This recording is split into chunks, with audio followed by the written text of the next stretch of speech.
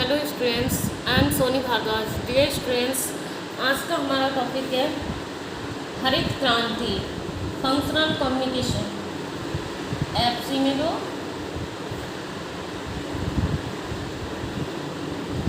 Section B में हिंदी से लिया गया है। जो सेक्शन बी में हमारी हिंदी है उसमें हमारा एक टॉपिक है हरित क्रांति। हरित क्रांति से आप क्या समझते हैं, हरित क्रांति किसे कहते हैं और हरित क्रांति का मीनिंग क्या है, मतलब अर्थ क्या है। ठीक है, तो इसके बारे में आज हम डिस्कस करेंगे और हरित क्रांति में क्या क्या हमें लाभ हुए हैं, ठीक है, इनके बारे में भी हम आज डिस्कस करेंगे। तो डियर स्टूडेंट्स, जैसे कि हम सभी जानते हैं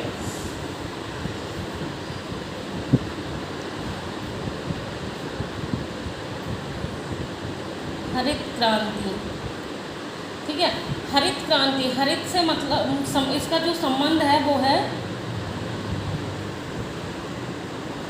संबंध कृषि क्षेत्र से है। इसका संबंध जो है कृषि क्षेत्र से, यानी कि कृषि क्षेत्र से है। हरित क्रांति मतलब हरा भरा होना, ठीक है। तो हरित क्रांति, सबसे पहले हरित क्रांति का संबंध जो हमने बताया भी आपको कृषि क्षेत्र से है, मतलब कृषि से है कि किस तरीके से कृषि की थी और पहले किस तरीके से कृषि हुई थी एंड मतलब हमें क्या क्या करना था कृषि में, ठीक है। तो इसमें जो सबसे पहले हम जाने हरित क्रांति के जनक, हरित क्रांति के जनक, जैसे कि स्टूडेंट्स जो हरित क्रांति के जनक थे उनमें हमारे MS स्वामीनाथन जी, जो MS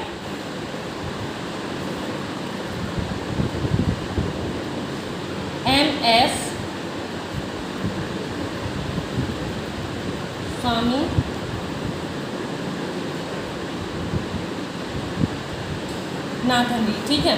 और जो दूसरे थे वो MS स्वामीनाथन, पहले इनका ही देखिए, हरित क्रांति के जनक MS स्वामीनाथन को कहा जाता है, ठीक है, जो कि ये भारत के रहे थे, ठीक है, ये भारत के रहे थे हरित क्रांति में जनक। और जो हमारे विश्व के जनक रहे थे वो हैं हमारे नॉर्मन बोरलॉग, नॉर्मन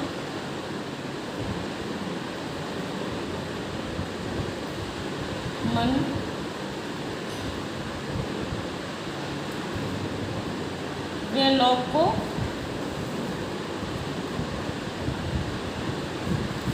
विश्व का जनक कहा जाता है, ठीक है। तो ये बात आपको याद रखनी है, जो हमारे हरित क्रांति के जनक MS स्वामीनाथन भी हैं और नॉर्मन बोरलॉग भी हैं, जो कि हमारे विश्व के हैं। जो स्वामीनाथन है वो हमारे भारत के माने जाते हैं, ठीक है, भारत के। तो स्टूडेंट्स जैसे कि हम सभी जानते हैं, तो आइए इसके लिए देखते हैं, मतलब और अमेरिका में कृषि वैज्ञानिक विलियम गेट ने भी हरित क्रांति, जो हरित क्रांति थी उसका नाम किया, ठीक है। मैस्को में फेयर फाउंडेशन के विशेषज्ञ नॉर्मन डी थे, उन्होंने बोरलॉग ने गेहूं की उपज बढ़ाने के लिए नए किस्म के बीजों का विकास भी किया था, ठीक है। और गेहूं जो हमारे लेके आए थे वो स्वामीनाथन लेके आए थे भारत में, ठीक है। भारत में जो गेहूं लेके आए थे वो कौन लेके आए थे, हमारे स्वामीनाथन जी, ठीक है। तो गेहूं की उपज बढ़ाने के लिए हमारे जो नॉर्मन है, उन्होंने भी गेहूं के लिए मतलब बढ़ाने के लिए नई किस्म के बीज का विकास किया। इन नई किस्म के बीजों के विकास के लिए, ठीक है, बीजों के विकास के लिए बीजों से उपयोग गेहूं के उत्पादन में अत्यधिक वृद्धि भी की थी, ठीक है। यहीं से हरित क्रांति प्रारंभ हुई थी, मतलब सबसे पहले जो हमारी फसल हुई थी वो सबसे पहले हरित क्रांति में गेहूं की फसल हुई थी, ठीक है। ये बात आपको याद रखना है। नेक्स्ट हमारा आता है हरित क्रांति में जो उत्पादन हुआ था, ठीक है। तो इससे हरित क्रांति का जो विशेषताएं थी वो विशेषताएं सुन लीजिए, उसके बाद में हम डिटेल में आपके लिए समझाएंगे। अधिक उपज देने वाले बीजों का प्रयोग सबसे ज़्यादा हम मतलब इसमें हरित क्रांति की जो विशेषताएं थी वो अधिक उपज देने वाले बीजों का प्रयोग किया, रासायनिक उर्वरकों का भी प्रयोग किया गया था। ठीक है, तो विशेषताएं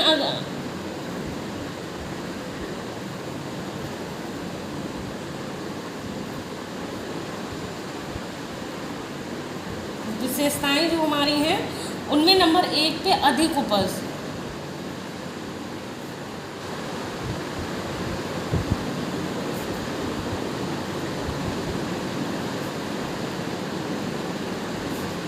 देने वाले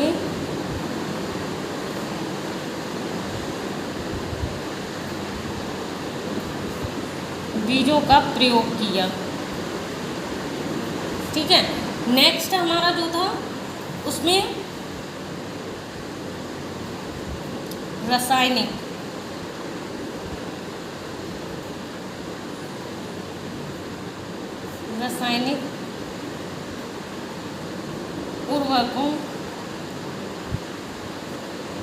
उर्वरकों का भी प्रयोग किया गया था। ठीक है,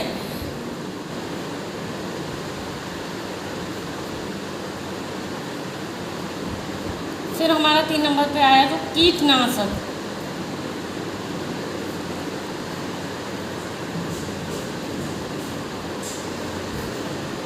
कीटनाशक दवाओं का प्रयोग किया। मतलब ये तो हम सिंपल तरीके से समझ रहे हैं कि कृषि संबंध में क्या क्या हुआ। हरित क्रांति से क्या मतलब है, तो देखिए हरित क्रांति से जो हमारा मतलब था वो कृषि से है। ठीक है, तो मेन पॉइंट हमारा था हरित क्रांति के जनक MS स्वामीनाथन को कहा जाता है, जो कि भारत में कहा जाता है। नॉर्मन बोरलॉग को विश्व का जनक कहा जाता है। ठीक है, अब इसकी जो विशेषताएं हम पढ़ते जा रहे हैं, विशेषताएं अधिक उपज देने वाले बीजों का प्रयोग किया गया, रासायनिक उर्वरकों का भी प्रयोग किया गया, कीटनाशक दवाओं का भी प्रयोग किया गया। कृषि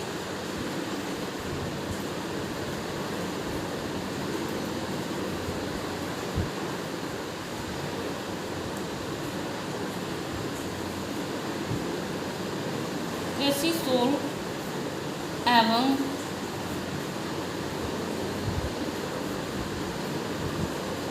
भूमि परीक्षण। ठीक है, तो कृषि एवं भूमि परीक्षण को बढ़ावा दिया। ठीक है, नेक्स्ट है हमारा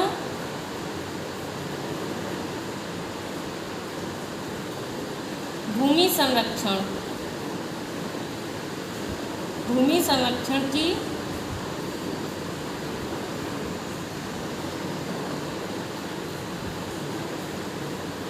नई तकनीकी का प्रयोग। ठीक है, तो ये इसमें कुछ विशेषताएं थी स्टूडेंट्स।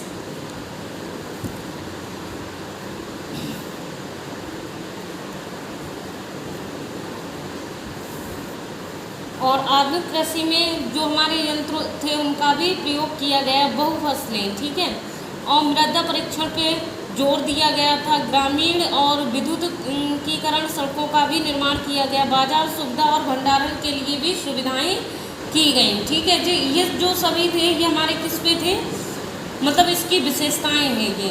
अब कृषि पर प्रभाव, तो सबसे पहले जो प्रभाव हुआ था मतलब हरित क्रांति प्रभाव। हरित क्रांति प्रभाव। अब हम प्रभाव के बारे में जानेंगे। ठीक है, प्रभाव क्या होता है। तो स्टूडेंट्स, कृषि उत्पादन में वृद्धि हुई। नंबर 1 पे हमारा क्या हुआ, कृषि उत्पादन में वृद्धि। ठीक है, वृद्धि हुई। नेक्स्ट हमारा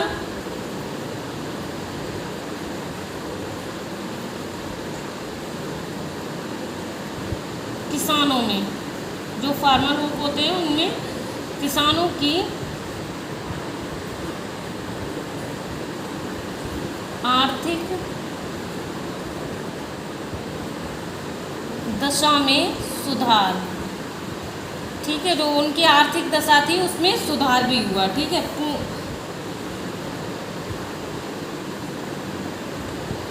और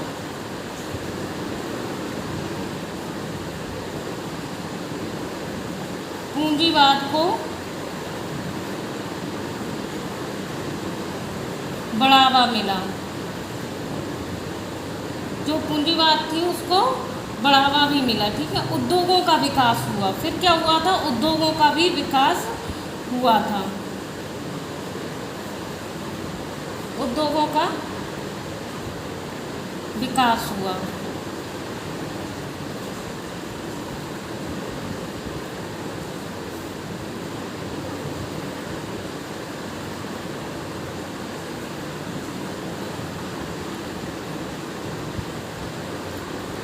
हरित क्रांति जो था, हरित क्रांति का प्रथम और द्वितीय उद्देश्य भी था, जिसमें हरित क्रांति एक प्रक्रिया है जिसके अंतर्गत क्या आता है, हरित क्रांति जो है एक प्रक्रिया के रूप में माना जाता है। ये एक प्रक्रिया है, ठीक है, जिसके अंतर्गत जो पारंपरिक कृषि विधियों के स्थान पर नवीन वैज्ञानिक तकनीकों का भी प्रयोग किया गया, जिससे उत्पादन, उत्पादकता एवं गुणवत्ता में पर्याप्त वृद्धि हो सके, ठीक है। अब हम जो प्रथम चरण, ठीक है, और सेकेंड से तात्पर्य है कि भारत में क्रांति के उद्देश्य, कार्यक्रम, प्रभाव, सीमाएं एवं चुनौतियां भी बढ़ी, ठीक है। हरित क्रांति का हमारे जीवन पे बहुत अच्छा प्रभाव पड़ा था, ठीक। आइए अब इसके लिए हम डिटेल में पढ़ते हैं। भारत में हरित क्रांति, ये समझ में आ गया होगा स्टूडेंट्स आपको इसकी विशेषताएं, और ये नॉर्मली आपको संबंध की, इसका संबंध किससे है तो याद रखिएगा, इसका संबंध कृषि क्षेत्र से है, ठीक है। आइए इसे डिटेल में पढ़ते हैं। भारत में हरित क्रांति की शुरुआत सन 1966 से 67 में प्रारंभ करने का श्रेय जो है नोबेल पुरस्कार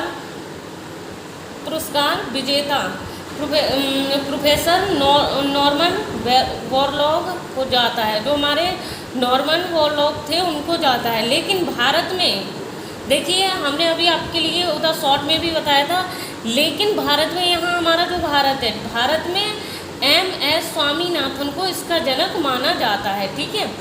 तो जो इनके लिए नोबेल पुरस्कार विजेता माना गया था वो प्रोफेसर हमारे नॉर्मन बोरलॉग को कहा जाता है, ठीक है। लेकिन भारत में MS स्वामीनाथन को इसका जनक माना जाता है।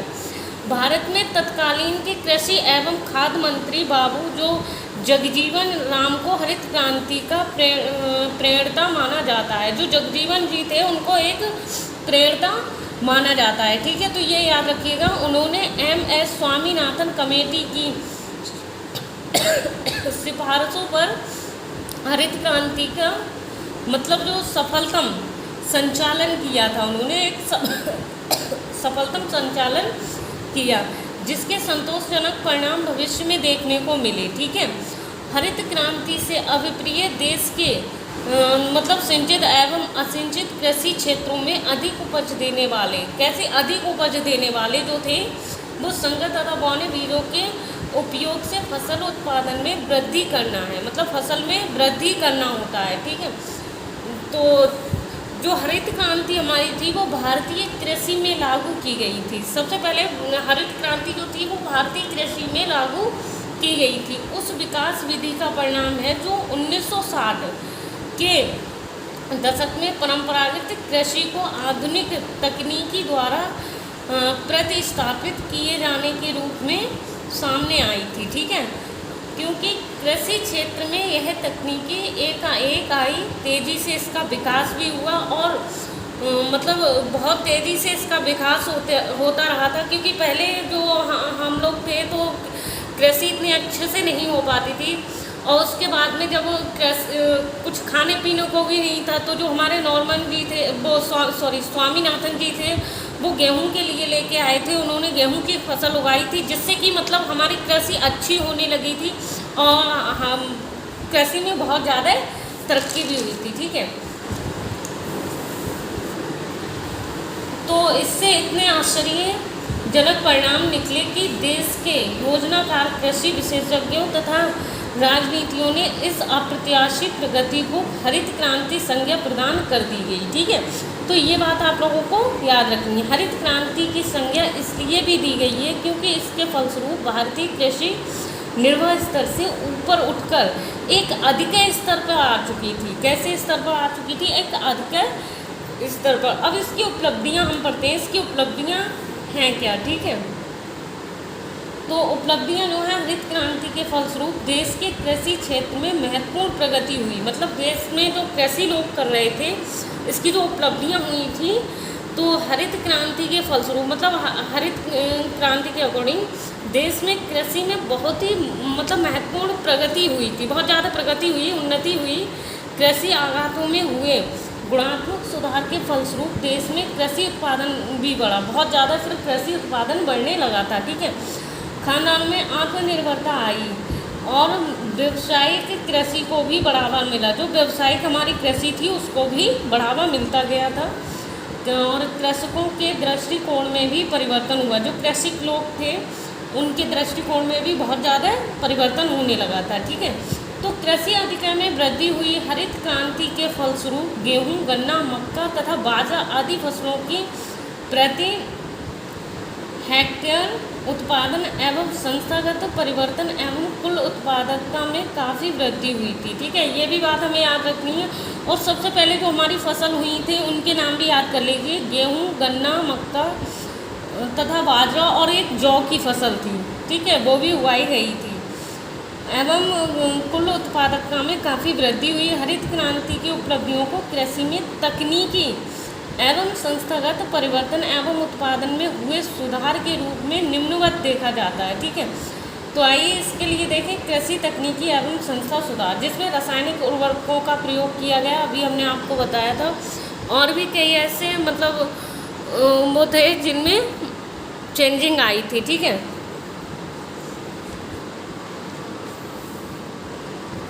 उन्नतिशील बीजों के प्रयोग में वृद्धि। देश में अधिक उपज देने वाले उन्नतिशील बीजों में मतलब उन्नतिशील बीजों में भी बहुत ज़्यादा प्रयोग बढ़ा था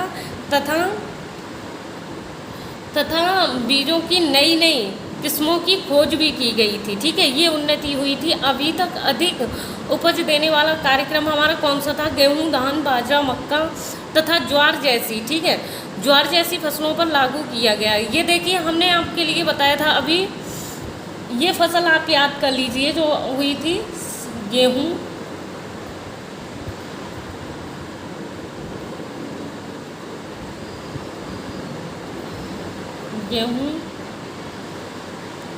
बाजरा, मक्का,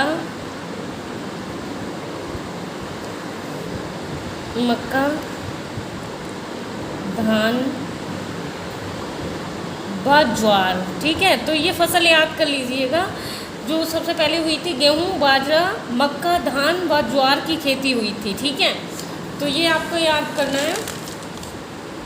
फिर आता है हमारा पौध संरक्षण, जिसमें कि पौध संरक्षण को दिया गया है। तो पौध संरक्षण में हमारा क्या, नवीन कृषि विकास विधि के अंतर्गत, जो नवीन कृषि विकास के अंतर्गत पौध संरक्षण पर भी ध्यान दिया जाता रहा, ठीक है, बहुत ज़्यादा ध्यान दिया गया। इसके अंतर्गत खरपतवार जो होता है, कीटों का नाश करने के लिए दवा छिड़कने का कार्य भी किया गया था, ठीक है। तो ये पौध संरक्षण है। तथा टिड्डी दल पर भी नियंत्रण करने का प्रयास किया। जो टिड्डी दल था उस पर भी बहुत ज़्यादा नियंत्रण किया गया, मतलब उसका भी प्रयास किया गया। वर्तमान में समेकित कृषि प्रबंध के अंतर्गत परिस्थिति अनुकूल कृमि नियंत्रण कार्यक्रम लागू किया गया, ठीक है।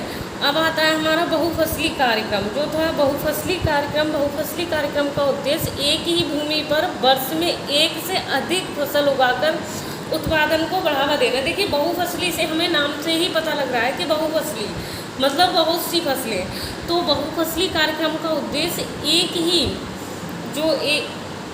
भूमि पर वर्ष में एक से अधिक फसल उगाकर उत्पादन को बढ़ावा देना, मतलब बढ़ावा दिया था। अन्य शब्दों में भूमि की उर्वरकता शक्ति को नष्ट किए बिना भूमि के एक इकाई क्षेत्र से अधिकतम उत्पादन प्राप्त किया। वह हमारा कौन सा कार्यक्रम कहलाता है? जो बहुफसली कहलाता है। जैसे कि हमने एक वर्ष में 2 फसल कर ली अपनी खेती में, एक वर्ष में अगर हम 2 फसल या मतलब 3 हो रही हैं हमारी, तो वो क्या होता है? हमारा बहुफसली कार्यक्रम होता है, ठीक है। तो इसका भी कार्यक्रम चलाया गया था।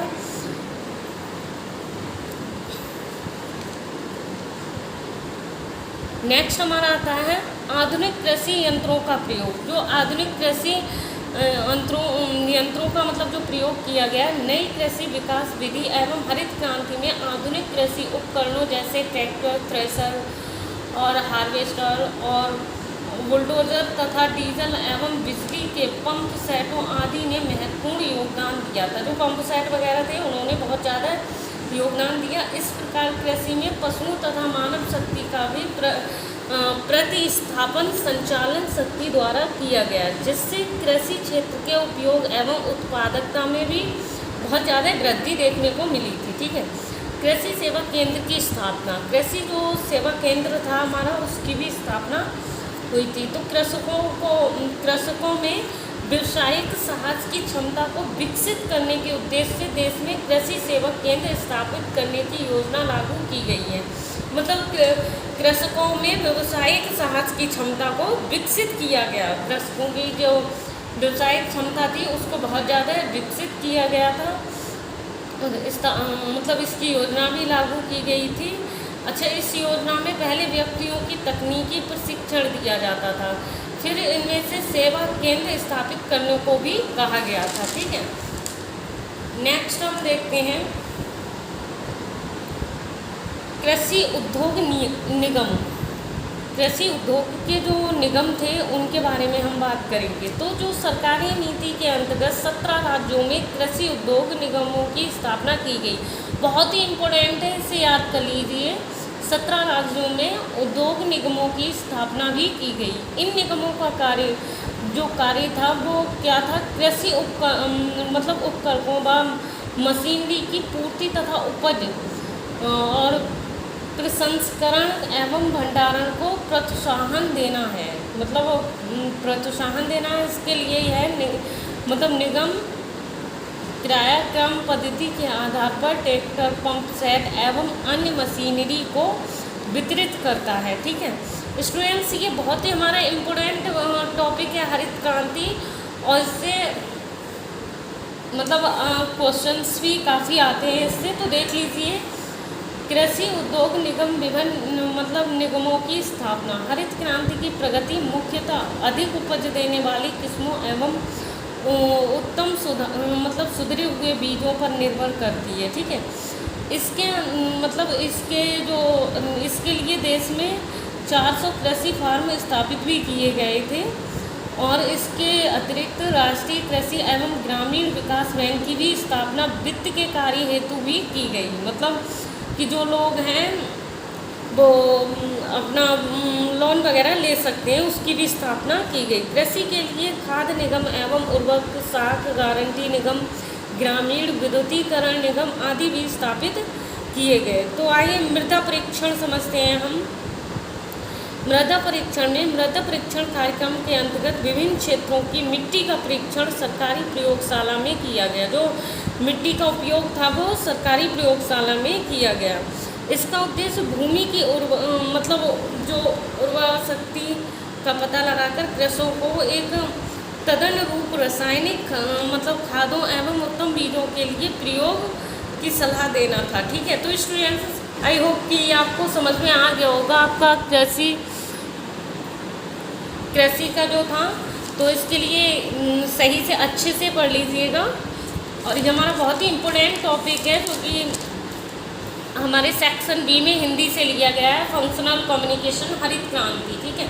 और इससे मोस्टली इससे क्वेश्चंस आते हैं, हरित क्रांति क्या है, हरित क्रांति से आप क्या समझते हैं, हरित क्रांति में जो भारत के जनक थे वो कौन है, इनका नाम ही पूछ दिया जाता है। तो ये आपको याद रखना है, जो भारत में थे और विश्व में जो भारत में हमारे थे। देखिए, हम फिर एक बार आप लोगों को बता रहे हैं, भारत में जो जनक माने जाते हैं हरित क्रांति के, वो हैं हमारे स्वामीनाथन, और यही गेहूं के लिए लेके आए थे। ठीक है। और नॉर्मन बोरलॉग जो थे वो विश्व के जनक कहे जाते हैं। ठीक है। तो इन दोनों का नाम आप लोगों को याद रखना है, और इसकी विशेषताएं भी हमने आपको बता दी हैं। और इसमें हरित क्रांति प्रभाव भी जो थे उनमें भी बहुत ज़्यादा वृद्धि हुई है। और नेक्स्ट वीडियो में हम इसमें लाभ देखेंगे, इसके जो लाभ हैं, और भी इसमें काफ़ी अभी है, तो हम नेक्स्ट वीडियो में देखेंगे। आई होप स्टूडेंट्स कि आपको अच्छे से ये क्लियर हो चुका होगा हरित क्रांति क्या होता है। ठीक है। तो अच्छे से हरित क्रांति देख लीजिएगा।